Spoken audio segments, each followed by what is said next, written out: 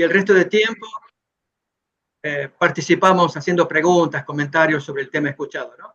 Esta es la segunda parte de Daniel 7, hay más material, así que tal vez haya más partes para estudiar. Inclinamos el rostro y pedimos la bendición del Señor. Querido Padre que estás en el cielo, te damos gracias por esta oportunidad que brindas a tus hijos de reunirnos con las tecnologías modernas para estar cerca unos de otros, estudiar la palabra de Dios, conocer más los significados de los símbolos, especialmente los del libro de Daniel, que prepares nuestra mente. Pedimos, Señor, que guíes los pensamientos, las palabras, las lecturas. Nos encomendamos en tus manos y lo agradecemos en el nombre de Jesús. Amén. Amén. Amén. Amén. Bien, mis hermanos, vamos a continuar con lo que dejamos en la vez anterior, que tenía que ver con las pretensiones del papado. Recuerden que estábamos estudiando la cuarta bestia. Quizás abrimos el texto. Esto es en Daniel capítulo 7. Allí en el versículo 8 se nos habla, nos da características de esa bestia. Abrimos allí, leemos y así después ya entramos a mirar las diapositivas.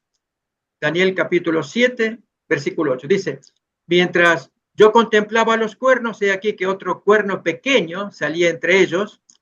Le llamamos el 11º porque eran 10. Y delante de él fueron arrancados 3 cuernos de los primeros. Y aquí que este cuerno tenía ojos como de hombre y una boca que hablaba grandes cosas. Luego veremos más detalles, mis hermanos, especialmente en el capítulo 11, cuando se habla de cómo surge esta bestia por el 508 y 538, 2 fechas que da Daniel, el libro de Daniel, ¿no? ¿Qué pasó en esas 2 fechas? Y especialmente los gobiernos ostrogodos, el reino ostrogodo, que impedía que la bestia tenga todo el poder y esos poderes ostrogodos debían caer. Y uno cayó en 493 y los otros 2 muy cerca, 534 y 538. Y luego de ello ya entra en acción el poder de la bestia. Vamos entonces ahora a mirar en las imágenes pretensiones del papado. Aquí lo tenemos. Y yo traigo citas extraídas de materiales católicos, ¿no? Que muestran realmente la altura. Ya vamos a ver algunos textos directamente propios de los papas, ¿no? Hay algunos que tal vez es bueno recordarlo, que ilustran perfectamente las pretensiones que traían. Porque tú eres el pastor, tú eres el médico, tú eres director, tú eres el labrador. Finalmente tú eres otro Dios en la tierra. En los concilios sacros aparece semejante expresión. El Papa no es solamente un sacerdote eterno, sino también Rey de Reyes y Señor de Señores. En la revista católica, la Civiltà Católica, apareció publicado en 1871, en tiempos de Pío IX. León XIII, acordémonos de Rerum Novarum, él dijo, nosotros ocupamos en esta tierra el lugar del Dios Todopoderoso. Una frase que causó mucho estremecimiento, especialmente entre los protestantes, cuando él lo pronunció en 1894, ¿no? Poco después del Rerum Novarum. Creer en el Papa expresa más que creer en la Iglesia, más que creer en la divinidad de Jesucristo, más que creer en la existencia de Dios. Dice semejante expresión para 1950, especialmente aquellos que son sumamente devotos, en este caso en tiempo de Pío XII, cuando él lanza su dogma. Recuerden el dogma de la Asunción de la Virgen María, ¿no? Ya se había sacado el dogma en 1854, también por Pío IX, de la Inmaculada Concepción de María. Casi un siglo más tarde aparece este otro nuevo dogma, el de la Inmaculada Asunción. O sea, la Inmaculada sube al cielo, va al cielo. En efecto, el Papa es Dios sobre la tierra. Jesús ha colocado al Papa por encima de los profetas, porque ellos anuncian a Jesús, mientras que el Papa es la voz de Jesús, por encima de los ángeles. Jesús ha colocado al Papa al nivel del mismo Dios. Esto es para que la gente crea. Noten frases que se utilizan para que la gente tenga respeto, así como pasó con las ideas del infierno, meter miedo. Así pasa con estas nociones de poner al Papa al nivel de Dios para que la gente le crea. Muy triste los argumentos que se utilizan. Esto lo dijo Belarmino, un famoso cardenal antiguo también. El Papa puede modificar la ley divina, puesto que su poder no es de hombre, sino de Dios, y obra como vicario, o sea, representante de Cristo en la tierra, con el más amplio poder de atar o desatar a sus ovejas. El texto luego dice, mientras yo contemplaba los cuernos, he aquí que otro cuerno, uno pequeño, crecía entre ellos, y delante de él fueron arrancados 3 de los cuernos primeros. He aquí que en este cuerno había ojos como ojos de hombre y una boca que hablaba arrogancias o grandes palabras. ¿Saben que este tema de los ojos de hombre es lo que le ha dado realmente astucia, ingenio, para poder moverse de una manera notable entre los poderes de los otros 10 cuernos? Por eso dice el texto que fue diferente de los otros 10 cuernos. ¿Ustedes pueden imaginar a qué se refieren esa expresión ojos de hombre? Acuérdense que en el caso de el león que representaba a Babilonia, la bestia del capítulo 7, que se pone parada, enhiesta sobre sus patas y le dan corazón de hombre, representa la experiencia de Nabucodonosor. En este caso, al decir que tiene ojos de hombre, representa una experiencia que es típica del hombre, pero va más allá. O sea, es como el hombre, o sea, este cuerno, mira como el hombre, pero va más allá. ¿Y a qué se refiere? Cuando lee el alma. Cuando lee el alma. ¿Cómo? A través del confesionario. Allí tiene los ojos como de hombre. De hecho, cuando uno está frente al cura arrodillado en el confesionario, el cura está dentro, no se lo puede ver a él, pero él sí puede ver al individuo y verle el alma cuando el hombre le abre toda su vida, toda su historia, le cuenta todas sus intimidades. Así es como esta gente se enteran de situaciones incluso entre los reyes, cuando se dice que tal cura era el confesor del rey fulano, del rey sutano, ¿sí? Entonces se enteran de los problemas que hay y allí es donde pasa la información a gente de más arriba de ellos y luego manejan la información como ellos creen conveniente manejarla, ¿no? Entonces expresión es muy, muy severa que puede ver el alma humana, ojos como de hombre. En cuanto a los 10 cuernos de aquel reino, se levantarán 10 reyes. Tras ellos se levantará otro, el cual será mayor que los primeros y derribará a 3 reyes. Esta es la explicación del versículo 24, explicación del versículo 8. El cual será mayor que los primeros y derribará a 3 reyes, decía el texto.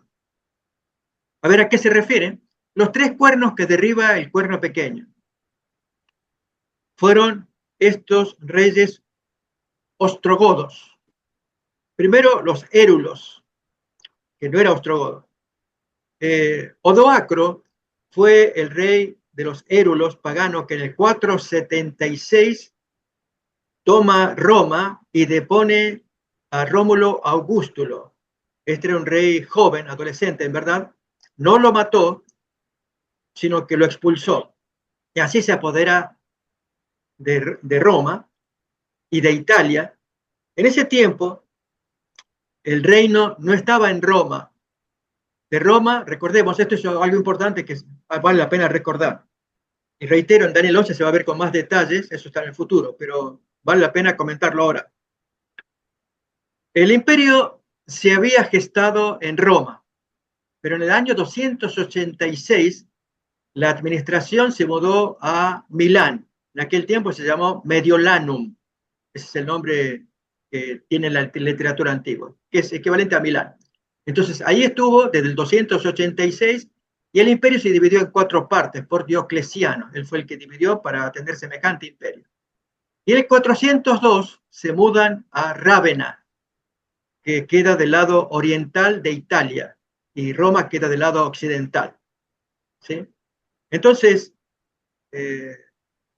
Rómulo Augustulo gobernaba en Rávena. Roma quedó desguarnecida. Lo único que había valioso era la iglesia de Roma, nada más. El resto, edificios estaban desvencijándose, estaban enrumbrándose, diríamos ahora, estaba desocupado. Todas las personas más importantes, sus riquezas y demás, se iban mudando con el imperio. Milán primero, año 286, y 402 Rávena. Entonces, en el 476, Rómulo Augustulo gobernaba el imperio del lado occidental y del lado oriental. Todavía seguía el imperio romano. Recordemos que allí Constantino había llevado todo el poderío de Roma, se lo llevó a Constantinopla, que después se va a llamar Bizancio. Él funda la ciudad y ahí es donde pone sus bases y deja el imperio romano de Occidente a mano de los colegas que iban a manejar acá, pero finalmente cae en Rávena el último. Y entran los paganos, los érulos, eran arrianos. Pero en el 493 entra su enemigo, Teodorico, y este se va a mantener. Este es el rey de los ostrogodos. Mata a Odoacro, rey érulo, en un banquete a traición en Rávena, Italia. Ese es cómo nos cuenta la historia. Y este Teodorico es el que va a gobernar, felizmente, en buena onda con el obispo de Roma. O sea, no los va a molestar.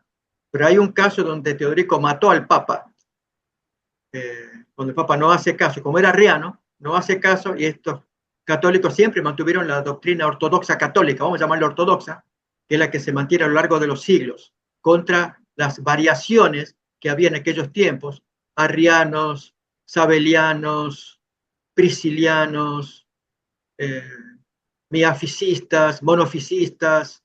Había variedades, especialmente con respecto a la naturaleza de la encarnación de Cristo y la persona de Cristo. No se ponían de acuerdo. La Iglesia Católica ya mantuvo su postura desde los comienzos y con el Concilio de Nicea lo reafirmó. Luego entonces, el siguiente cuerno serán los vándalos. Estos gobiernan en el norte de África, lo que sería Cartago, y por lo tanto los divide de Italia el mar Mediterráneo. En el 534, Justiniano manda una flota con Belisario y entonces atacan Cartago y vencen a los vándalos en ese año, 534. Como dice general a cargo de Justiniano, emperador romano de Oriente. Y el último reducto eran los ostrogodos, que en este tiempo ya era Teodato, era otro rey. Y entonces son expulsados de Roma, pero de Rávena 2 años más tarde, en el 540, es cuando ya Belisario, porque costó sacar a esta gente, ya que hoy vamos a mirar, si el tiempo alcanza, la carta que Justiniano le mandó al Papa en el 533, donde, con palabras muy seductoras, invita al papado a que se una para unificar la religión. Esa es una postura que los políticos traen en general, de que haya unidad en el gobierno, unidad en cuanto a las creencias religiosas, que no haya divergencias, y especialmente si son gente que crean problemas por causa de sus ideas religiosas. Y Justiniano quería unificar la religión, y los ostrogodos, al ser arrianos, esa gente pues tenían que ser quitados, ya que niegan la deidad de Cristo y con ello niegan la autoridad del papado también, porque el papado necesita que se crea en Jesús como Dios, ya que Jesús, siendo Dios, le entregó las llaves a Pedro y por lo tanto Pedro tiene suma autoridad porque recibe las llaves de parte del mismo Dios. Y los ostrogodos niegan esto. Por eso hay que quitarlos del medio, ¿no? Entonces Belisario expulsa a los ostrogodos de su asedio sobre Roma. Recuerden, esto es Roma, y Rávena será 2 años más tarde que ya toman la ciudad y son eliminados. No obstante, volvieron a Roma más de una vez, pero la profecía ya empezaba a caminar desde el año 538. Acá entonces recordamos las fechas para que fijemos las fechas de los 3 cuernos arrianos que tenían que ser eliminados. Érulos en el 493, los vándalos en el 534 y los ostrogodos en el 538. ¿Qué pasaba con estos 3 reinos arrianos? El arrianismo es una doctrina del sacerdote Arrio, esta es la fecha, 256 al 336, que comenzó a enseñar en Alejandría, en el año 318, que Cristo no era Dios, sino una creación de Dios. Esa doctrina hoy la sostienen los testigos de Jehová. Los reinos bárbaros, al adoptar la doctrina arriana, predicada por el misionero Úlfilas, Este fue un gran misionero, muy trabajador, pero arriano. Negaban la deidad de Cristo y con ello ignoraban la pretensión papal de que el Hijo de Dios diera las llaves de autoridad al apóstol Pedro. Que de paso, no se trata de llaves de autoridad. Esos son conceptos que la Iglesia Católica maneja. Nosotros hablamos de las llaves del conocimiento. Recuerden que el texto así habla, ¿no? Él les daría las llaves del conocimiento. A ti te voy a dar las llaves.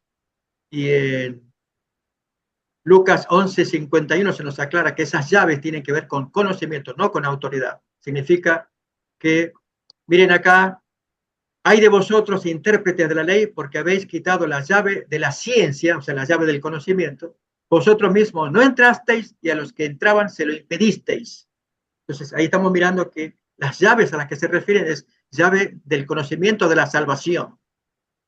Que los judíos la tenían. Cuando uno tiene la palabra de Dios, pues tiene la llave para abrirle el camino a otro. Y así Jesús se lo dijo a Pedro, a ti te doy las llaves. Y luego se las dio al resto. Recordemos que esto aparece tanto en Mateo 16 y luego en Mateo 18, cuando él se los da a todos. Ese privilegio de abrir las llaves del reino a la gente que creyera en Jesús. En cuanto a Úlfilas, tenemos la fecha de cuando prosperó este hombre. Sacerdote y misionero arriano, tradujo la Biblia del griego al gótico. Eso es algo muy importante al hablar de traducciones bíblicas, que era el idioma de los bárbaros, y estos convertidos asimilaron las ideas arrianas, ya que su maestro era arriano, Úlfilas. ¿Qué dice la historia con respecto al surgimiento del papado? Del seno de las ruinas del Imperio Romano surgió gradualmente un nuevo orden de naciones, cuyo punto central era la Santa Sede.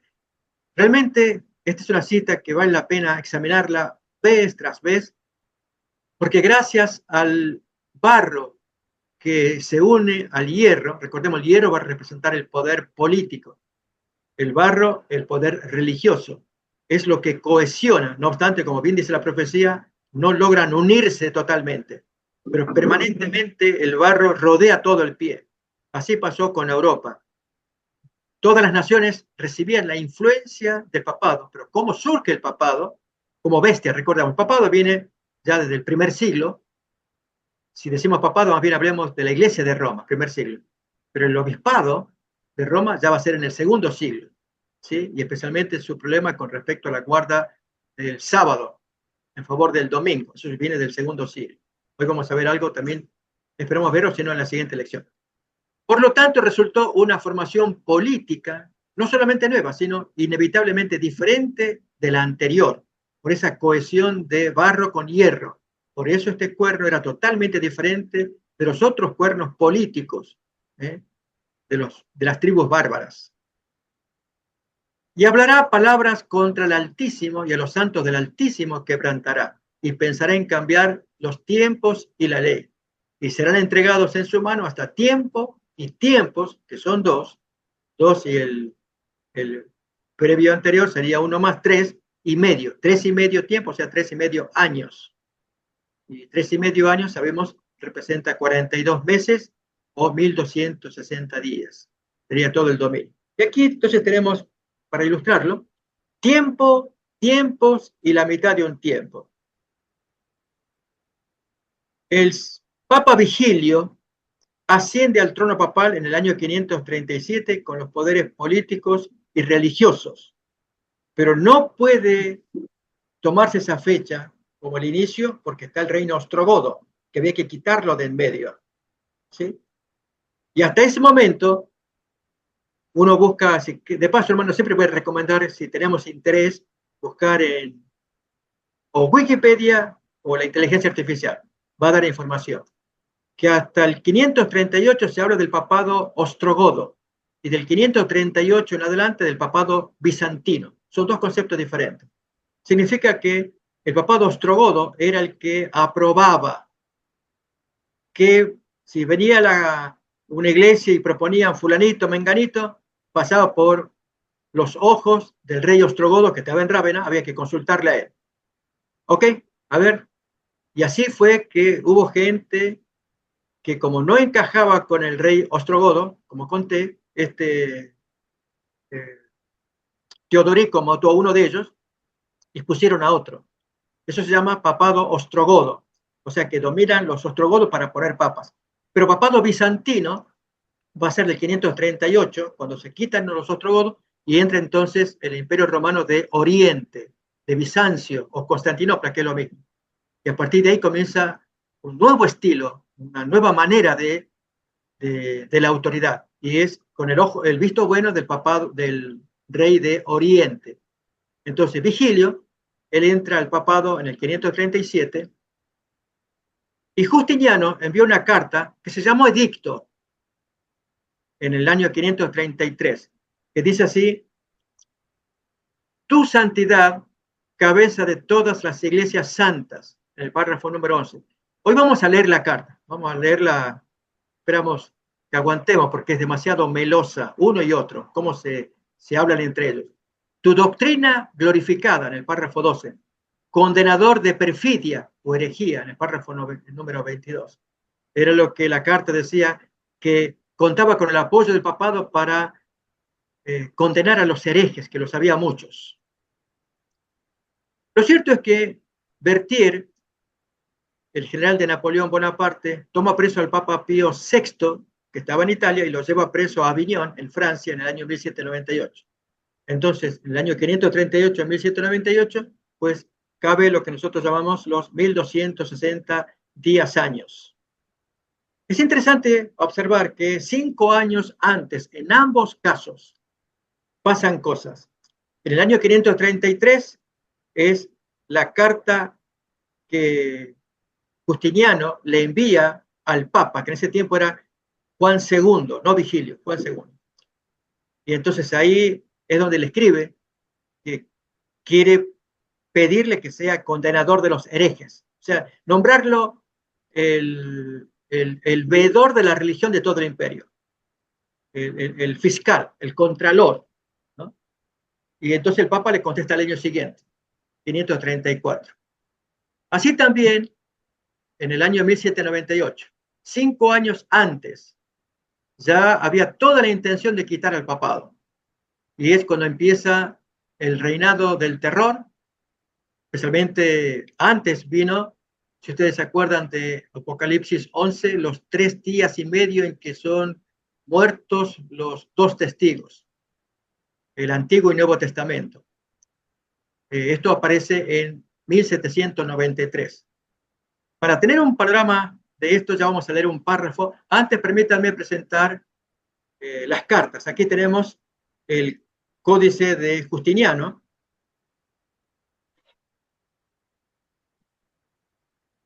Está en internet. Ahí se puede ver el texto en latín y en inglés, ¿no? Y de ahí extrajimos lo esencial que para nuestro propósito del estudio, ambas cartas, la de Justiniano enviándosela al Papa y la respuesta del Papa también, ¿no? Aquí un resumen de las cartas que a continuación las vamos a leer.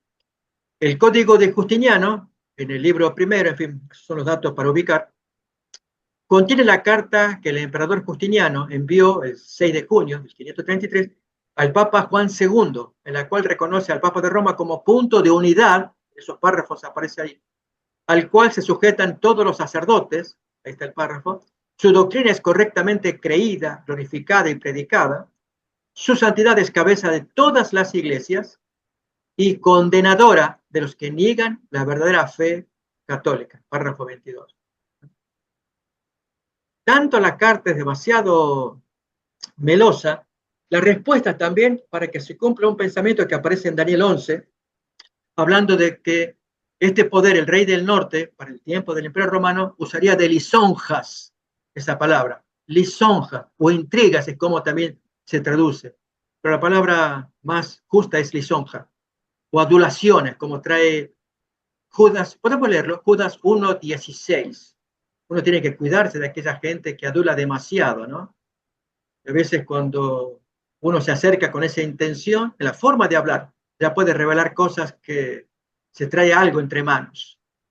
Que estos son murmuradores querellosos que andan según sus propios deseos, cuya boca habla cosas infladas, adulando a las personas para sacar provecho. Esto es el retrato calcado del papado en su trato para con el poder secular, cómo el Papa trata al emperador. Permítame entonces, a continuación, ¿saben? No siempre vamos a tener acceso a estas lecturas, por eso cuesta un poquito, pero está. O sea, y más que nada yo quiero aplicar el principio si esto nos hubiera pasado a nosotros como adventistas. Y es cuando el poder político invita a la iglesia a formar parte del plantel de ayudantes.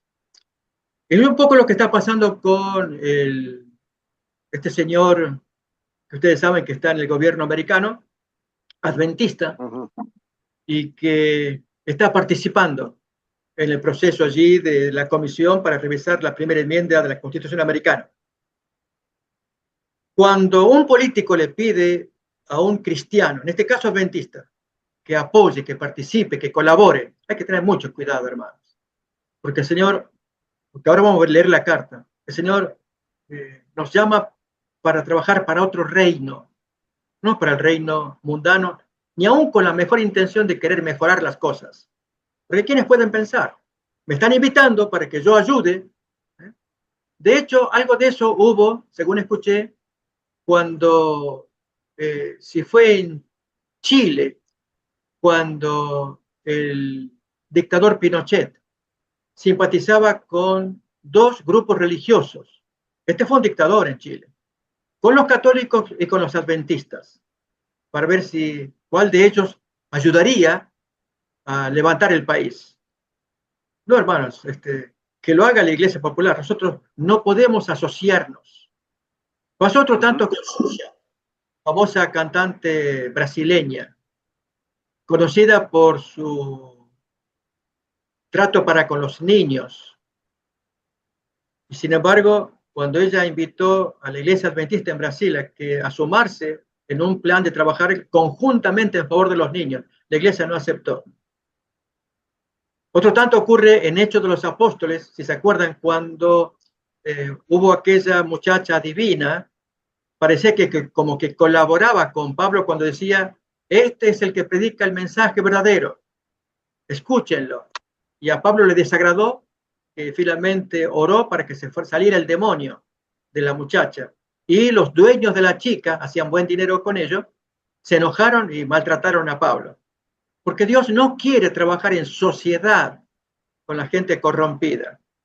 Si Él va a trabajar por el reino, lo hace con gente limpia, gente santa, no asociándonos con la oscuridad. Así como Pablo no aceptó, miremos ahora esta propuesta que le hace Justiniano a la iglesia. Imaginemos que se fuera nuestra iglesia adventista, año 533.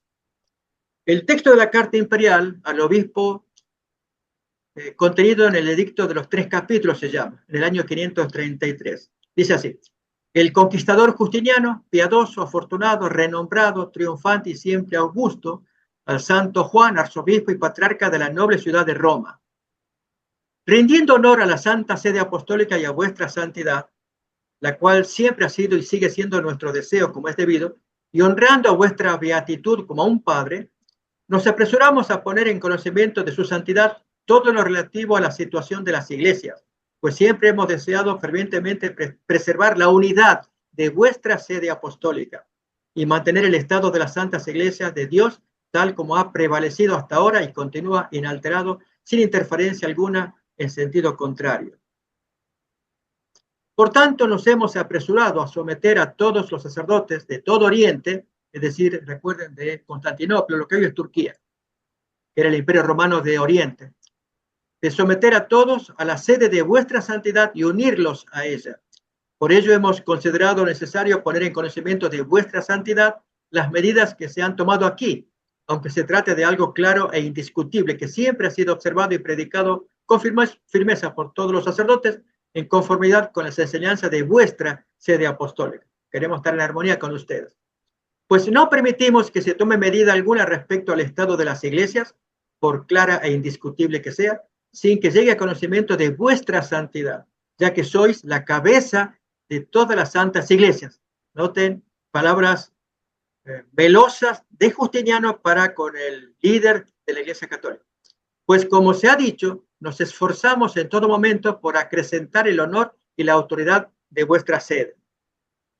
Por tanto, hacemos saber a vuestra santidad que algunas personas infieles y ajenas a la Santa Iglesia Católica y Apostólica de Dios se han atrevido, a la manera de los judíos, ahí se ve el desprecio al judío que incluirá el sábado, a contradecir aquellos dogmas que según vuestra enseñanza son rectamente creídos, glorificados y predicados por todos los sacerdotes, conforme a vuestra enseñanza.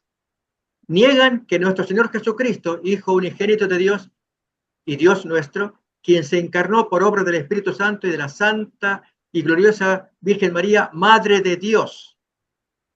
Es una blasfemia que en su momento vamos a estudiar también, del año 431. Ahí fue cuando se definió que se la llame Madre de Dios en el Concilio de Éfeso. Se hizo hombre y fue crucificado. Sea una persona de la santa y consustancial Trinidad, digno de ser adorado y glorificado junto al Padre y al Espíritu Santo. De paso, hermanos, aquí es donde necesitamos mucho discernimiento, porque cuando uno lee la carta, hay hermanos que dicen, no, leyendo todo eso, como esto viene de los católicos, Justiniano y la respuesta del Papa, yo renuncio a todo esto, todo lo que diga ahí. Madre de Dios, consustancial, el Hijo igual al Padre, y entonces ahí entran los problemas de hermanos nuestros incluso, que van a negar doctrinas bíblicas. Una es la Trinidad, por ejemplo, diciendo, no, esto viene de los católicos. Entonces ahí es donde, hermanos, yo animo a que siempre estudiemos fundando nuestra fe en lo que la Biblia dice, no lo que hayan dicho los concilios. Hay concilios en los que sí le atinaron, hay otros en los que no, siempre y cuando esté conforme a la palabra de Dios. Se hizo hombre y fue crucificado, sea una persona de la santa y consustancial Trinidad, digno de ser adorado y glorificado junto al Padre y al Espíritu Santo, consustancial al Padre según su naturaleza divina, y el mismo consustancial a nosotros según su naturaleza humana, capaz de padecer en la carne, pero incapaz de padecer en su naturaleza divina. Al negarse, por tanto, a reconocer que nuestro Señor Jesucristo, el Hijo unigénito de Dios y nuestro Dios, es una parte de la santa y consustancial Trinidad, parecen seguir la doctrina perversa de Nestorio. Nestorio fue un hereje, no obstante, él le atinó en algo y le desatinó en otra cosa. El Nestorio equivale a lo que hoy llamamos los Munis, Sun Yun Mun, que cree en dos personas distintas, en el Cristo y en Jesús. Una de ellas es el Cristo del cielo, el Cristo divino.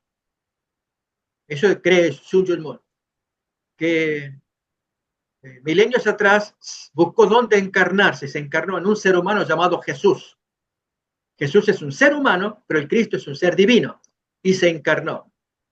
El Cristo se chasqueó porque Jesús humano se enfocó en los pobres, y así terminó. Entonces el Cristo salió del cuerpo de Jesús humano, y pasados 2000 años vuelve a aparecer, pero ahora en Sun Yun Mun, que fue el dueño, ahí tenemos la secta de los Moonies, ¿no? El dueño del Washington Post, un hombre famoso, riquísimo, en fin, lo que uno puede imaginar de este señor.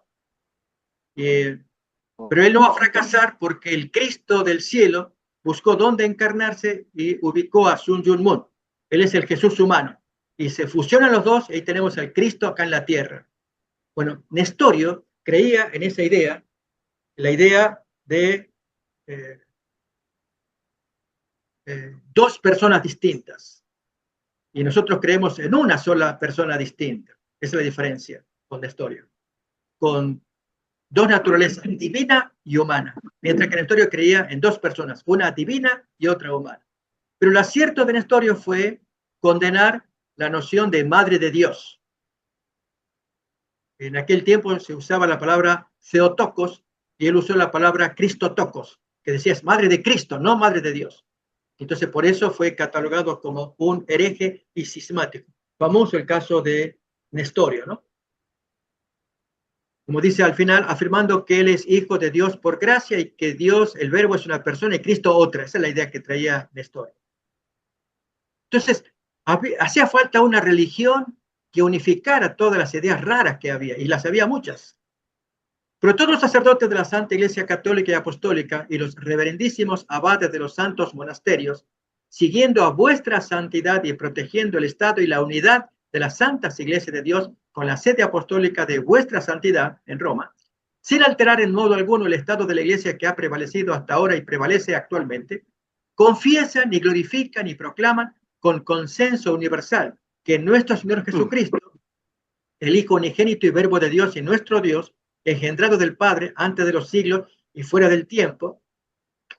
Es cierto que la Biblia usa la palabra engendrado, pero es un título, pero en la Iglesia Católica allí hay un problema, y eso es un tema para discutir en otro momento, la diferencia que tenemos con los católicos respecto del engendramiento de Jesús, ¿no? En el credo de Nicea se sacó esta fórmula, engendrado, no creado. Y quiere decir mucho, pero el solo hecho cuando dice engendrado del Padre, hermanos, la gente inmediatamente lo asocia con alguien que procede de engendramiento. Y en verdad, más bien es un título, como se ve ese uso en los escritos de Pablo. Que descendió del cielo en los últimos tiempos, se encarnó por obra del Espíritu Santo y de la Santa y Gloriosa Virgen María, Madre de Dios. Lo que está en amarillo es lo que resalto, lo más importante quizás de las ideas de este justiniano, que estaba bien documentado, era político, pero tenía sus buenos asesores para redactar la carta. Se hizo hombre y fue crucificado, es una persona de la Santa y consustancial Trinidad, digno de ser adorado y glorificado junto al Padre y el Espíritu Santo. Tampoco reconocemos a Dios el Verbo como una persona y a Cristo como otra, como lo hace Nestorio, sino como uno y el mismo, consustancial al Padre según su naturaleza divina y el mismo consustancial a nosotros según su naturaleza humana, capaz de padecer en la carne y él mismo incapaz de padecer en cuanto a la divinidad. Pues así como él era perfecto en su naturaleza divina, también lo era en su naturaleza humana. Reconocemos y confesamos su unidad en una sola sustancia, tal como dicen los griegos, confesamos su unidad en esencia. Y puesto que el Hijo unigénito y Verbo de Dios, engendrado del Padre antes de los siglos y sin tiempo, que descendió en los últimos días del cielo, se hizo carne por el Espíritu Santo y la Santa y Gloriosa Virgen María, Madre de Dios, rechazamos eso, y se hizo hombre, es real y verdaderamente Dios. Por eso también afirmamos que la Santa y Gloriosa Virgen María es real y verdaderamente Madre de Cristo, decía Nestorio. El Sun Yun Mun de aquellos días, ¿no? Para hacerlo más ilustrativo. No porque Dios, el Verbo, tomó su principio de ella, sino porque en los últimos días descendió del cielo y al hacerse carne y hombre, nació de ella y por lo tanto María es madre de Cristo, no madre de Dios. Confesamos y creemos que Él es, como se ha dicho, consustancial al Padre según su naturaleza divina y consustancial a nosotros según su naturaleza humana. Repite esa idea, ya va la tercera vez que la repite. Y reconocemos sus milagros y sufrimientos que soportó voluntariamente en la carne. Aceptamos además los 4 santos concilios, el de los 318 reunidos en Nicea, año 325, el de los 150 padres congregados en Constantinopla, 381, ahí es donde se votó a favor del Espíritu Santo. Esos 2 grandes concilios de Nicea, a favor de la divinidad y la sustancia de Cristo igual al Padre, en el 381 aparece el detalle del Espíritu Santo que no se había estudiado antes, y ahí es cuando ya se completa la Trinidad. El de los santos padres reunidos en Éfeso, en el 431, donde definen a María como Madre de Dios, que no aceptamos, y el de los santos padres en Calcedonia, en el 451, tal como los enseña y predica vuestra sede apostólica. Por tanto, todos los sacerdotes, siguiendo la enseñanza de vuestra sede apostólica en Roma, así creen y confiesen y predican. Por ello, y entonces ya va a ir terminando el argumento, a dónde quiere llegar. Por ello nos hemos apresurado a poner estos hechos en conocimiento de vuestra santidad a través de Hipacio y Demetrio, obispos bienaventurados, para que no pase inadvertido a vuestra santidad en Roma aquello que unos pocos monjes han negado de manera malvada y al modo judío, conforme a la perfidia o a la herejía de Nestorio, el Sun Yun Mun de aquel tiempo. Por tanto, rogamos a vuestra paternal caridad, y aquí viene entonces ya la parte que se nos va viendo el clímax de la carta, ¿no?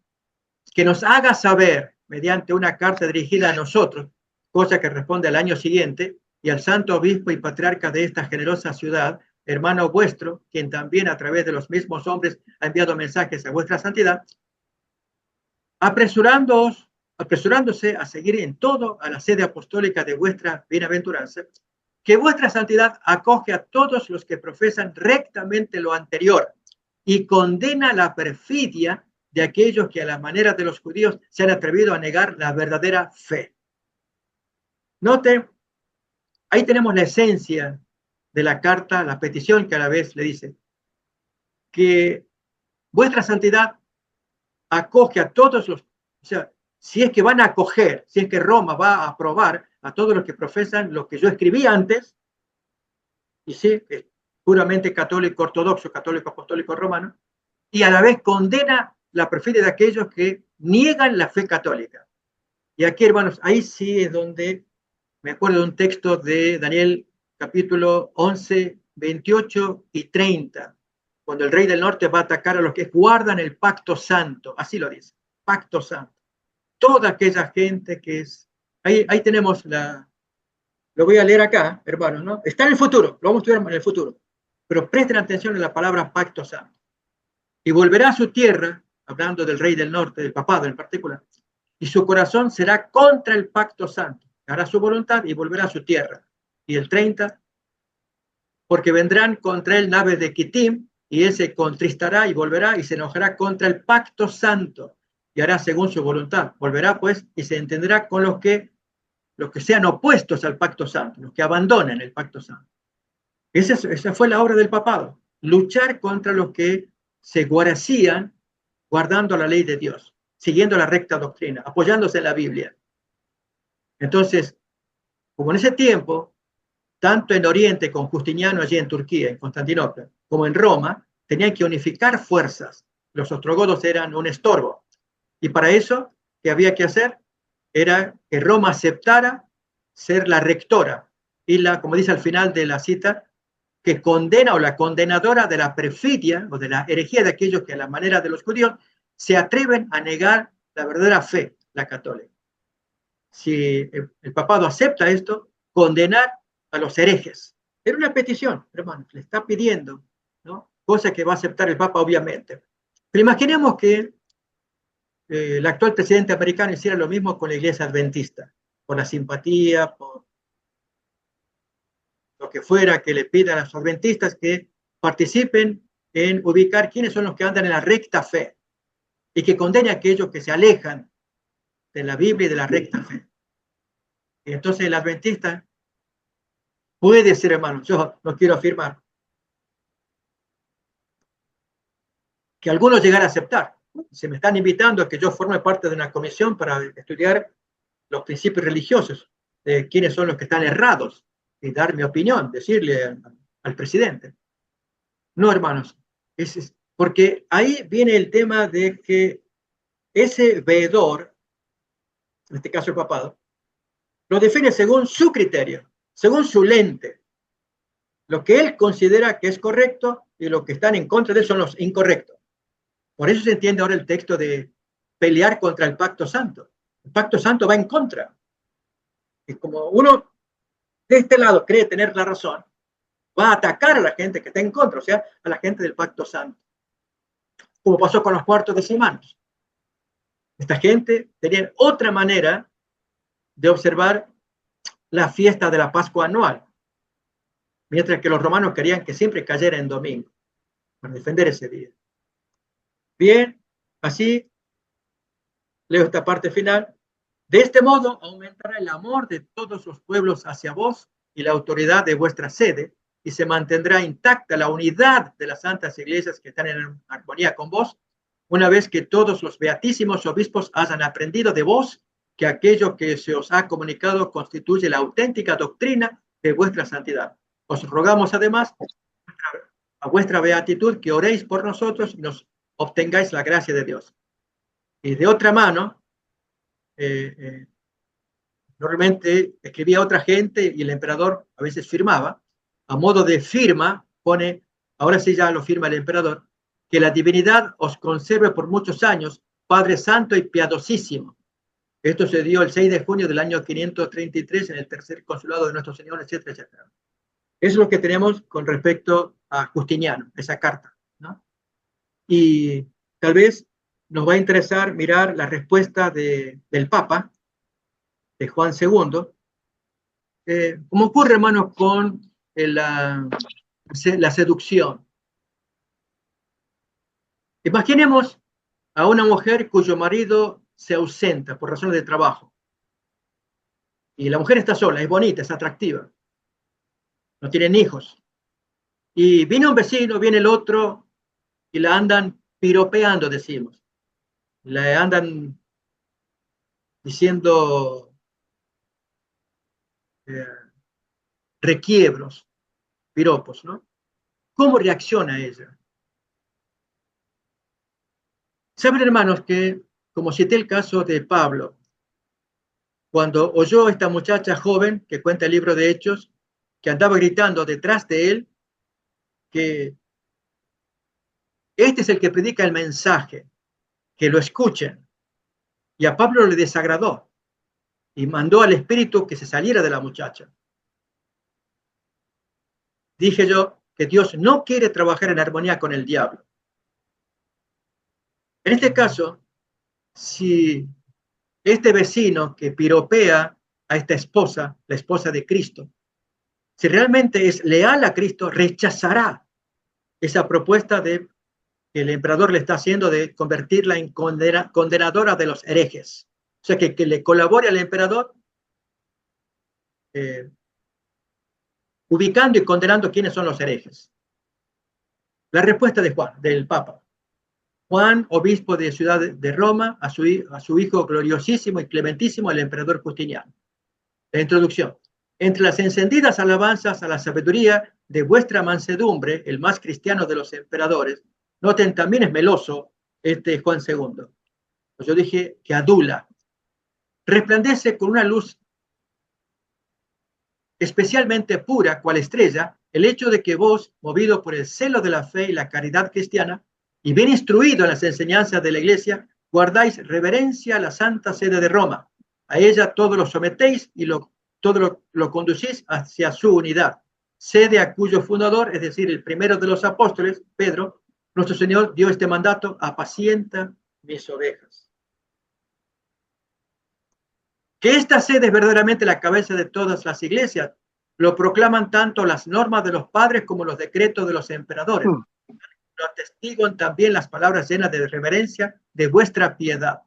Es evidente, por tanto, que en vos se cumplirá lo que dicen las Escrituras: por mí reinan los reyes y los poderosos decretan la justicia. Hablando de la sabiduría. Y el rey Justiniano manifiesta sabiduría en la forma como se dirige al príncipe de los apóstoles, a Pedro, encarnado en Juan ahora. Pues nada resplandece con luz más viva que la fe recta en un emperador, nada es menos propenso al ocaso que la verdadera religión, ya que ambas contemplan al autor de la vida o de la luz. Con razón rechazan las tinieblas y no saben sucumbir al eclipse. Por tanto, gloriosísimo de los emperadores, imploraremos a la divina majestad en todas nuestras oraciones que preserve largamente y sin falta vuestra piedad en este fervor de fe, en esta devoción del espíritu y en este celo por una religión inmaculada. Creemos que esto redunda también en bien de las santas iglesias, pues está escrito: el rey gobierna con sus labios, Proverbio 16, y también el corazón del rey está en manos de Dios, él lo inclina hacia donde quiere, Proverbios 21. Pues esto es lo que fortalece vuestro gobierno, esto es lo que preserva vuestro reinado, porque la paz de la iglesia y la unidad de la religión protegen a su defensor con una grata tranquilidad, una vez que éste ha sido elevado a lo alto tras la muerte. Pues el poder divino otorgará una gran recompensa a aquel por cuyo medio la iglesia no ha sufrido divisiones ni fracturas y porque no ha sido manchado por defecto alguno. Porque está escrito: cuando un rey justo se sienta en su trono, ningún mal se le opondrá. Además, hemos recibido con la reverencia acostumbrada la carta de vuestra serenidad, traída por Hipacio y Demetrio, hombres reverendísimos, hermanos y colegas nuestros en el episcopado. Por este escrito supimos también que vos, movido por el celo de la fe y de acuerdo con la enseñanza apostólica y el consentimiento de nuestros hermanos y colegas obispos, promulgasteis un edicto dirigido a los fieles para frustrar los planes de los herejes, como Nestorio. Dado que este edicto se ajusta a la doctrina apostólica, lo confirmamos con nuestra autoridad. Y entonces ahí comienza la carta con más detalles de parte de Juan II. Es evidente, pues, gloriosísimo emperador, como lo demostraron el tenor de vuestra epístola y el informe de vuestros legados, que apoyáis las enseñanzas apostólicas, pues conocéis, habéis escrito y habéis dado a conocer a los fieles los principios de la fe de la religión católica, que, como hemos dicho, enseña la Santa Sede Apostólica, ha decretado la venerable autoridad de los padres y nosotros confirmamos en todo. Es por tanto oportuno proclamar con voz profética: alégrense los cielos de lo alto, que los montes rebosen alegría y las colinas abunden en felicidad, según Isaías 45.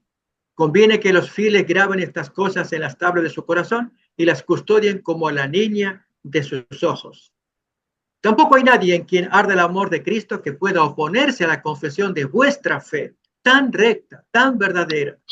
Pues vos, condenando claramente la impiedad de Nestorio, de Eutiques, ese fue otro famoso hereje, y de todos los herejes, con ánimo piadoso y consagrado a Dios, conserváis firme e inquebrantablemente la única y verdadera fe católica, establecida por la enseñanza de nuestro Señor Dios y Salvador Jesucristo, difundida por doquier mediante la predicación de los profetas y apóstoles, corroborada por las confesiones de los santos en todo el mundo, acorde con el parecer de los padres y de los doctos y en armonía con nuestra enseñanza. Solo se oponen a tus afirmaciones aquellos de quienes habla la Sagrada Escritura cuando dice: han puesto su esperanza en la mentira y bajo la mentira se han refugiado. Y también aquellos que, según el profeta, dicen al Señor: apártate de nosotros, pues no queremos conocer tus caminos, acerca de los cuales, dice Salomón, han recorrido los caminos de su propia invención, pero han recogido en sus manos los frutos estériles. Esta es, pues, tu verdadera fe. Esta, tu religión inquebrantable. Esta es la que predicaron y custodiaron firmemente hasta el día de hoy todos los padres de bendita memoria, como hemos dicho, y los jefes de la Iglesia romana, a quienes seguimos en todo. Esta es la que se ha predicado y guardado inquebrantablemente la sede apostólica. Todo aquel que se opone a esta confesión, en el caso de los adventistas, a esta fe, se ha declarado ajeno a la Santa Comunión y ajeno a la Iglesia Católica. ¿Qué haríamos ahí frente a la orden de Justiniano? Encontramos a Ciro del monasterio de los Acoemetas junto con sus seguidores en la ciudad de Roma y procuramos mediante persuasión apostólica reconducirlos a la fe correcta y como ovejas descarriadas al redil del amo, para que, según el profeta, sus lenguas tartamudas aprendieran a hablar las cosas que conducen a la paz. Y hay una descripción de esta gente, que eran insomnes, una secta de monjes que realizaban vigilias religiosas perpetuas día y noche, y Juan, el Papa, los excomulgó por su apoyo a la herejía nestoriana. En el caso nuestro, hermanos, como adventistas, no apoyamos al Jun de ninguna manera. Esto es que haya dos personas, una divina y otra humana, que era Nestorio. Pero sí estamos a favor de Nestorio cuando él niega que María sea madre de Dios. Él decía siempre: es madre de Jesús, madre de Cristo. Así que ahí entonces se nos llamarían también nestorianos a nosotros, ¿no? El primero de los apóstoles, además, habla a los incrédulos por medio de nosotros con las palabras de Isaías: andad en la luz de vuestro fuego y en las chispas que habéis encendido. Pero su corazón se endureció, como está escrito, de modo que no entendieron, y las ovejas que no eran mías no quisieron oír la voz del pastor. Siguiendo con ellos el mismo proceder que había determinado su propio pontífice, no los admitimos a nuestra comunión y ordenamos que permanecieran ajenos a toda Iglesia Católica, a menos que renunciaran a su error y tras realizar la declaración prescrita, garantizaran inmediatamente, mediante su firma, su disposición a seguir nuestra enseñanza. Pues es justo que quienes no muestran obediencia a nuestros decretos sean apartados de las iglesias. Mas puesto que la iglesia nunca cierra su seno a quienes a ella regresan, es el caso de los apóstatas evangélicos que regresan a la Iglesia Católica, suplico a vuestra clemencia que se deponen su error, abandonan su mal camino y desean volver a la unidad de la Iglesia Católica, aplaquéis el ardor de vuestra ira una vez que hayan sido acogidos en nuestra comunión, y por nuestra intercesión les concedáis la gracia de vuestro corazón bondadoso. Además, rogamos a Dios y a Jesucristo, nuestro Salvador, que se digne protegeros durante largos y pacíficos años en esta verdadera religión, en la unidad y en la veneración de esta sede apostólica, cuya preeminencia defendéis en todo con espíritu profundamente cristiano y piadoso. Y así, hermanos, yo dejo aquí ya solamente para abreviar un poco y la parte final.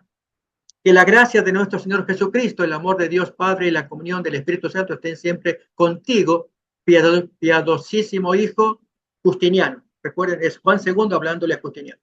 Y una suscripción. Que Dios Todopoderoso proteja tu reino y tu seguridad con eterna protección. Gloriosísimo y clementísimo Hijo, Emperador Augusto, dado en el 534 en Roma, en el consulado, en fin, de tal o cual. Hermanos, aquí es donde yo quiero invitarles a todos a que, yo aquí estaría concluyendo esta porción, para invitar a que si queremos dialogar, podemos hacerlo. Vamos a continuar en la siguiente reunión, pero esta carta era importante para ver cómo empieza este tema de la bestia, cuando se le da el poder. Y curiosamente, hermanos, déjenme decir más, este Vigilio, que fue el primer papa que pone en práctica ese poder de condenar, es el primero que sufre el rigor del Estado. Justiniano lo hace llamar años después, él muere en el 555. El 538, años más tarde, Justiniano lo hace llamar porque había un problema en su reino, y era que la esposa de Justiniano estaba abandonando las ideas católicos romanas, y estaba imponiendo su doctrina de Nestorio. Y el otro Justiniano pues estaba ahí indeciso ahora, y lo llama a Vigilio, y Vigilio, si quería llevarse bien, tenía que volver otra vez a favorecer al emperador y a la esposa. Pero él prefirió mantenerse católico romano, entonces lo pusieron preso. Y no pudo salir. Y cuando ya estaba para salir, ahí fallece, ¿no? Así que tampoco pudo regresar a Roma sano y salvo. Esas son las cosas, hermanos, entre la política y la religión. Los dimes y diretes. Y sin embargo, este es el origen. Nada que ver con lo que Dios había planeado para su iglesia, la esposa de Cristo, como cuenta la carta de Pablo a los romanos, escrita en el año 58. ¿Sí? Así que, hermanos, quiero dejarles a ustedes, si queremos dar comentarios de lo que vimos, y así nos prepararemos para la siguiente sesión, en la siguiente reunión. ¿Cómo se llama la carta? Se llama el Edicto de los 3 capítulos. Está en el Códice de Justiniano. Si a alguien le interesa, yo tengo todo el códice, son 3 volúmenes bien gruesos en PDF, y subrayé aquello que es la parte que más nos importa, ¿no? Lo puedo enviar, está en inglés, y le buscamos la traducción, y ya, ahí ya tenemos el documento para nosotros, ¿no? Para que podamos hablar con propiedad, hermanos, y poner especial atención a las fechas. Dije 533, 534 y 538, cuando caen los ostrogodos. Entonces así decimos, esto pasó, esto es la historia. Es cuando se unen ambos. Y se unieron tan mal que Justiniano lo pelea a Vigilio. Pero es unirse. Y es lo que Dios nunca quiso que se unieran. Y es lo que más promueven aquí en este país actualmente al querer reformular la primera enmienda de la Constitución americana. Entonces, qué bueno saber un poquito de esta historia para que así nos preparemos como pueblo que predica la palabra y especialmente un mensaje: separen la iglesia y la política. Ese es nuestro mensaje fundamental. Pastor, sí. Muchísimas gracias. Bueno, usted se me adelantó un poco. Yo le iba a decir que cualquier parecido con la actualidad es coincidencia, pero hoy tenemos un nuevo Justiniano en la Casa Blanca, ¿verdad? Así es, así es. Que quiere unir, que está queriendo unir la iglesia y el Estado, y bueno, sabemos que lo va a conseguir. Totalmente. Y entonces ahí es donde yo lamento tanto de este señor adventista que está ahí, Sí. lógicamente, o ignora la historia o no la quiere conocer. Si ya venimos predicando estas cosas, ¿y a dónde va a llegar cuando se quite la separación? En lugar de muro, ellos quieren establecer puentes, es la expresión que utiliza el Sí. presidente americano, ¿no? Hacer puentes. No, hermanos, aquí hay un muro. La enmienda sí lo dice, ¿no? El Congreso no legislará sobre temas de religión. Ahora vamos a poner, hermanos, la primera enmienda, la ponemos en español para que la podamos analizar, que no solamente va a afectar la religión, va a afectar el periodismo, todo lo que es media, la televisión, todas las comunicaciones, e incluso la libre expresión, que yo me pueda expresar en público, las asambleas, las reuniones en público, ¿no? Se modifica todo. ¿Por qué? Por querer sanear el país, porque así con esa libertad se le da libertad, según interpretan ellos, la libertad para que cada cual haga lo que quiera. No, más bien vamos a controlar esa libertad. No, hermanos, ese control y aún de las conciencias le cabe a Dios. El político no lo puede hacer. Aquí lo leemos juntos, hermanos, ¿no? Dice, el Congreso no hará ley alguna con respecto al establecimiento de una religión, ni que prohíba el libre ejercicio de la misma, ni coarte la libertad de expresión o de prensa, ni el derecho del pueblo a reunirse pacíficamente o a solicitar al gobierno la reparación de agravios. No, no, no se te acabó eso ya, olvídate de eso. Entonces, esta primera enmienda americana protege a este país y es un modelo para el mundo entero. Pero, hermanos, la profecía ya decía que se impondría la marca de la bestia pisoteando esta primera enmienda. Así que esto es para que nosotros, a la hora de predicar la palabra de Dios, veamos los ejemplos. Déjenme contar, hermanos, hay un video de este señor Charlie Kirk, donde un joven negro le hace una pregunta. Usted es nacionalista y cristiano, nacionalista cristiano. Entonces, Charlie Kirk responde. Y lo hace de un modo, hermanos, que el que lo mira dice, claro, tiene razón, tienen que estar unidos. No, no, no.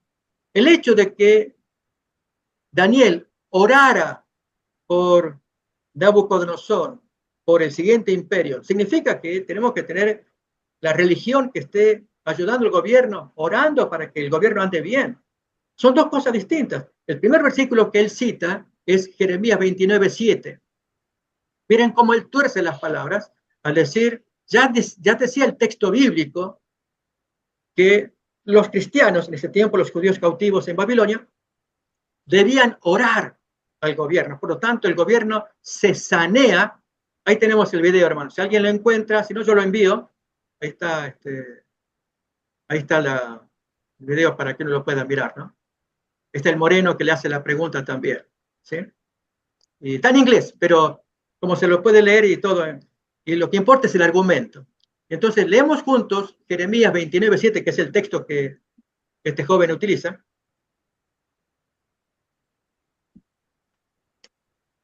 Y produce confusión. Jeremías 29:7 dice, y procurad la paz de la ciudad a la cual os hice transportar, y rogad por ella a Jehová, porque en su paz tendréis vosotros paz. Pregunto, hermano, ¿dónde aparece aquí la unión de Estado e Iglesia? El hecho de que haya cristianos que oren por la bendición que Dios le dé a la nación, significa que el cristiano está cumpliendo su misión como cristiano, como religioso. Y el político recibe la bendición del creyente que ora por él. Pero si vamos a poner un departamento que legisle las oraciones, un departamento de libertad religiosa que acompañe al presidente, al emperador, a quien fuera, y que entonces ahora vamos a pedir a este departamento que haga las oraciones. No, hermano, entramos en un legalismo, en un vacío, no hay poder. Bueno, este señor del video que mencioné da varios ejemplos en la misma línea y cita a Moisés, cita a Elías, a David, perdón, Daniel y otros más que fueron en la misma dirección, que era sanear el país con su influencia religiosa. Claro, hermano, esa es la misión de la religión, pero no en asociación con el gobierno. No, tienen que estar separados. Y la religión los pastores, las iglesias, los cristianos, influirán como Daniel. Hermanos, Daniel, capítulo 4. Cuando el rey lo hace llamar para que le interprete el sueño, ahí entra la religión. ¿Qué vamos a decir que ahora Daniel está colaborando con Nabucodonosor en la religión, en la política, en la religión? No, nada que ver. Era Nabucodonosor que está confundido con un problema, viene el cristiano que va a orar por él y hasta le recomienda, pórtate bien, no hagas más injusticias para que esto se posponga, este castigo que viene para ti. Pero no hay un departamento de religión liderado por Daniel que sanee el país. Aunque luego cuando Nabucodonosor se recupera en Daniel 4 de su locura, él proclama después que si alguno llega a hablar o blasfemar contra el Dios de Daniel, que él sea descuartizado. O sea, Nabucodonosor no puede evitar su genio demanda más. Pero ahí no se ve que estén unidos, que Daniel entró a un nuevo departamento de libertad religiosa, que él va a gobernar esa área, para decir que hay unión de Estado e Iglesia en Daniel 4. Eso se ve en Daniel 4 al final, cuando sale de su enfermedad, y Nabucodonosor proclama ese edicto.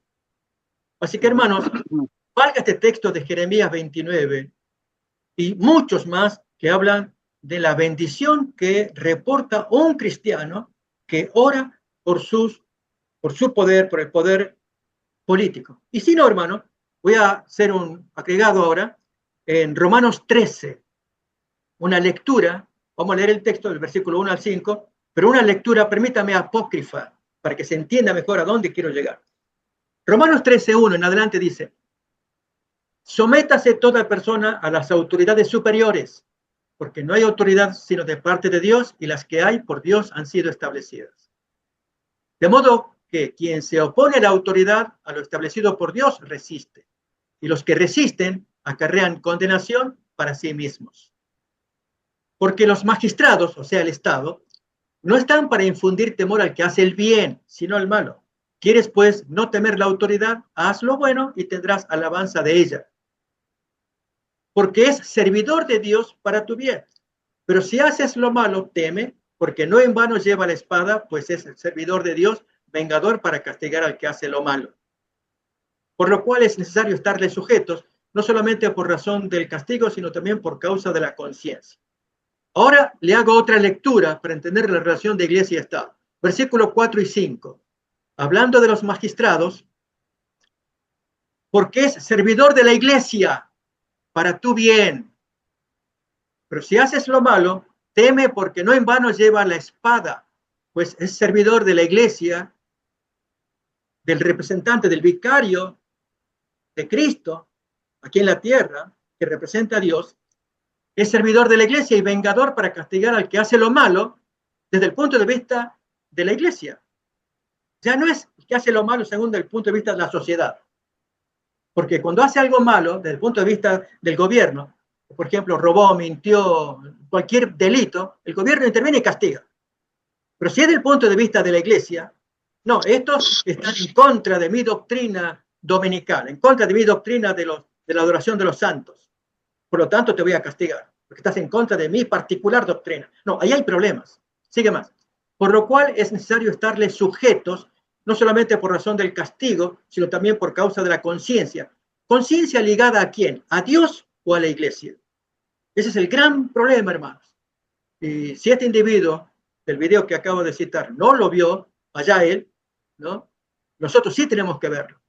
Por eso es que estos temas de la historia del papado, lo que pasó en este año 538 en particular, con la carta que le envió Justiniano, queriendo unificar, que había muchas herejías, eso es cierto. Pero fijemos que Dios sea el que maneje los problemas de herejías y creencias raras. No que el gobierno va a decir, bueno, creemos en una doctrina que es la que tiene Roma, católica romana. Ella es la que va a poner orden acá, por este desorden que hay de Eutique, Sabelio, Nestorio, Prisciliano, los donatistas, los novacianos. En su momento ya estudiaremos con detalle cada una de esas ideologías. Es cierto, hay problemas con ellos, pero hay verdades también. porque había mucho oscurantismo, ya estaba entrando, no estaba la palabra de Dios. Entonces, por ejemplo, en el caso de Prisciliano, este fue un hombre que específicamente luchó contra la unión de Estado e Iglesia. Era un sacerdote de España, pero él fue ejecutado por el emperador, año 385. Y la historia cuenta que es el primer caso de una ejecución secular por petición religiosa. Los curas no lo aguantaban. Entonces ellos no tenían el poder. 385, falta para el 538. Y ya están martillando y le piden al emperador, castígate fulano. Entre las varias cosas que traía era la separación de iglesia y Estado. Pero lo acusaron de cosas falsas, magia, espiritismo, brujería y cuántas cosas. Que santos como Martín de Tours, San Juan Crisóstomo, se quejaron. Ambrosio de Milán, famosos santos católicos, reconocidos por la Iglesia Católica. La Iglesia Católica los venera. Yo los respeto porque fueron gente que escribieron, muchas veces escribieron más o menos pasablemente. Ellos se quejaron. ¿Por qué hicieron eso? San Juan Crisóstomo dijo que con esto se abre la puerta a una carnicería. Ya lo vio. Cuando interviene la religión pidiéndole al gobierno, ejecuten al fulano. Y se vio después que inflaba la iglesia, inflaba las cosas al oído del gobierno, provocándole ira para que castiguen a este que era disidente. Entonces, estoy hablando de 385, hermanos, es el último año de este señor Prisciliano, famosísimo caso también. Por eso, hermanos, este tema de estudiar la historia del papado medieval, e incluso antes del medieval también, nos ayuda a entender el gran poder que tiene cuando se une la iglesia y la política, para que nosotros seamos los sabios de los días finales, que advirtamos a todos, que siempre se mantenga esto separado. Hermanos, quiero dar espacio, si habrá comentarios, sientámonos libres para hablar. Quisiera hacer una consulta, pastor, porque sí. Te escucho con atención y también me viene a la memoria una referencia que la hermana White nos dice que lo que sucedió en la antigüedad se repetirá. Hablo de la generación de los fariseos y de Jesús con los apóstoles, se repetirá al final del tiempo, que la persecución a los santos del Altísimo al final del tiempo comenzaría en primer lugar con los integrantes de la iglesia. Después vendría la intervención estatal para el pueblo remanente. La pregunta mía es, ¿esa persecución dentro de la iglesia estaría fomentada o hasta qué grado estaría fomentada por el Estado o no lo estaría directamente y sería solamente una persecución entre correligionarios? ¿Cuál es tu punto de vista? Sí, prefiero pensar en el segundo punto y no en la intervención del Estado. Esto ocurre cuando hermanos que no han llegado a una maduración espiritual, a una comprensión. Está pasando ahora con la comprensión de la teología de la última generación. Es un típico ejemplo moderno. Cuando no lo logran ver, entonces producen oposición. Eventualmente será persecución también, un rechazo, que esta gente no son autorizados a predicar, y especialmente cuando viene de parte de líderes.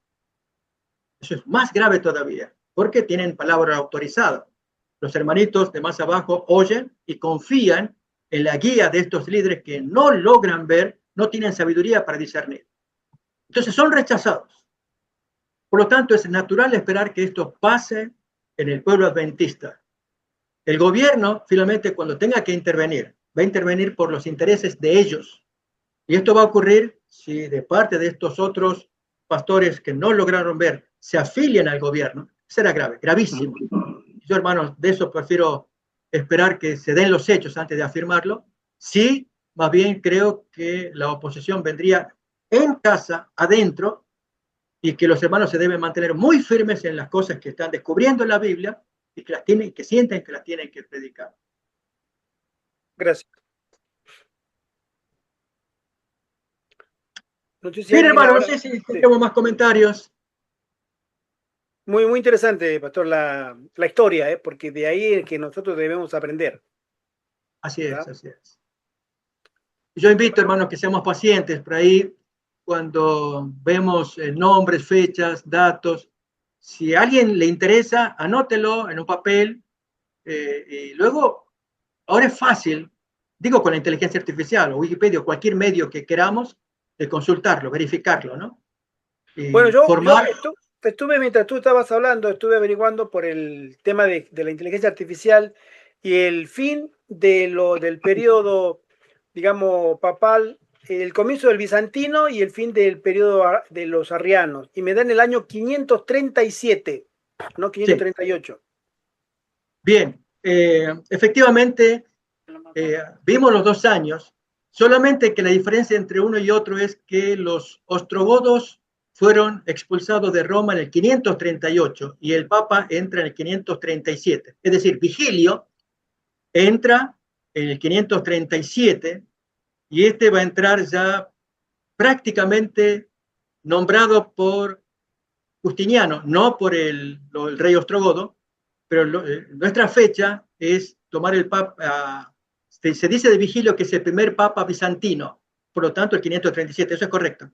Pero para la fecha de la profecía, sí tenemos que buscar que los ostrogodos fueron expulsados de Roma en el 538, no en el 537. Una cosa es cuando Vigilio entra en el poder en el 537, ¿no? Ese es el primer papa bizantino. Es correcto lo que tú dices.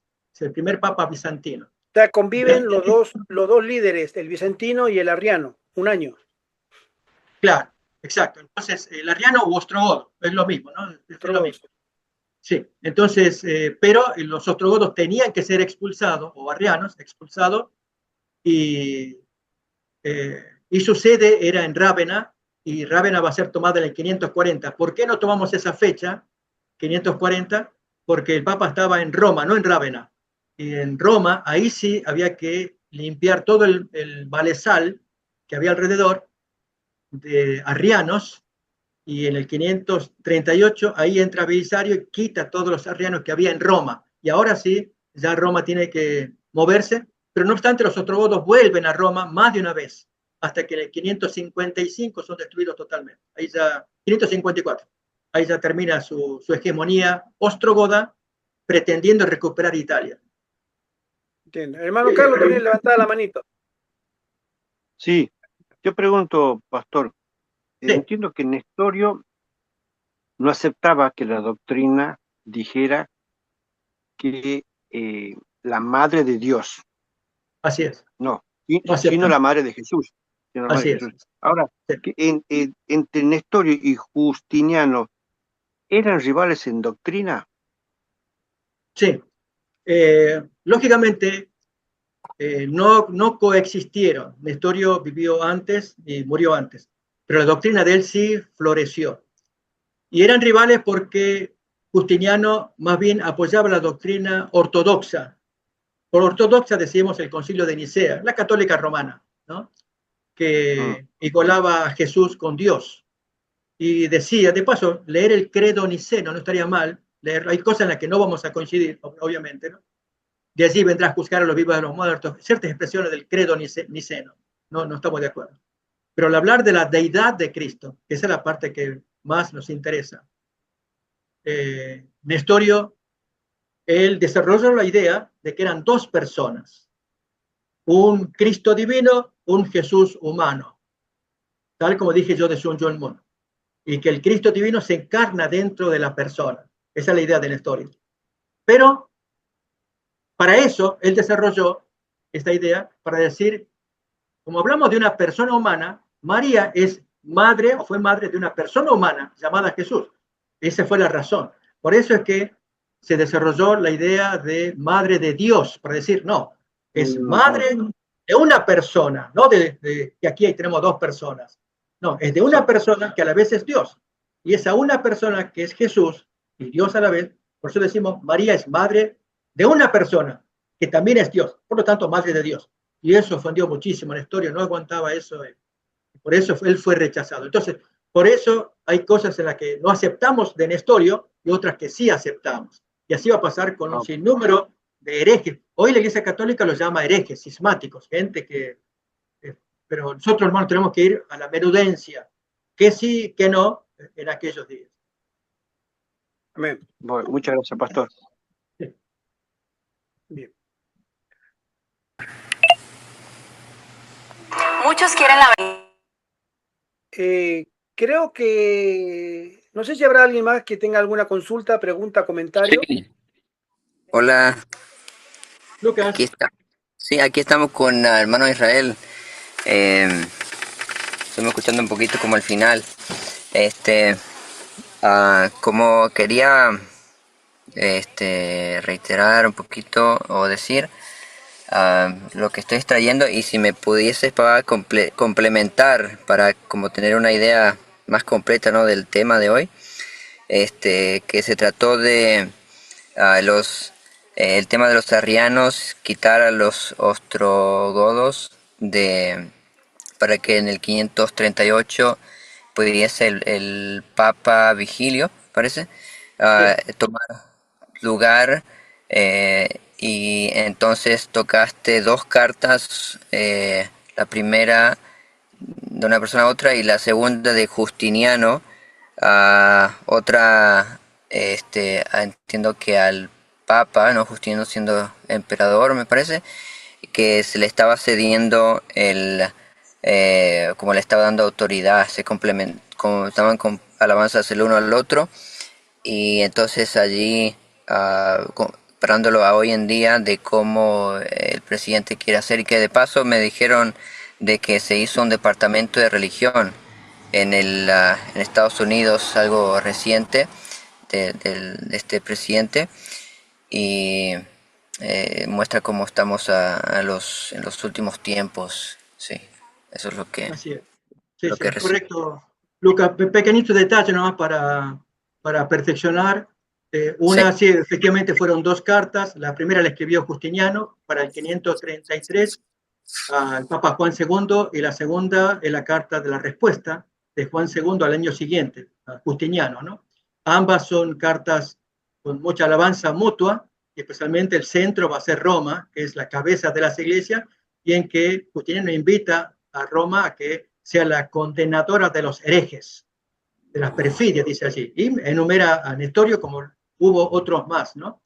Y lógicamente al Papa le interesa él para guardar su zona, que es Roma, Italia, y al otro que le interesa Constantinopla, lo que hoy es Turquía, pero como se trata de un solo imperio, hacer que la doctrina católica romana se extienda, y especialmente frente a los arrianos, que en Italia estaban dominando los ostrogodos, que eran arrianos.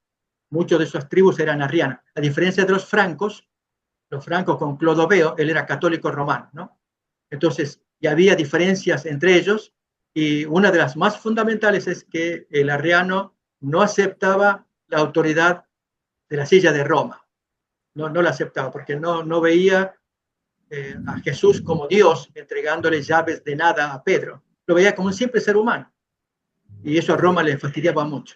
Así que se fue el gran conflicto, poder erradicar a todos los herejes, y efectivamente los ostrogodos eran una gran porción en Italia, se los quita, pero así también van cayendo otras herejías y otras van subsistiendo. Tal vez algo que puedo sugerir leer es el capítulo 4 del libro Conflicto de los Siglos, los fieles portaestandartes. Allí se habla de los primeros siglos, ya cuando va entrando en hegemonía el papado, siglo V, VI, cuando ahí vamos a ver, está el capítulo, fieles portaantorchas, es el capítulo 4, que yo sí recomiendo leer.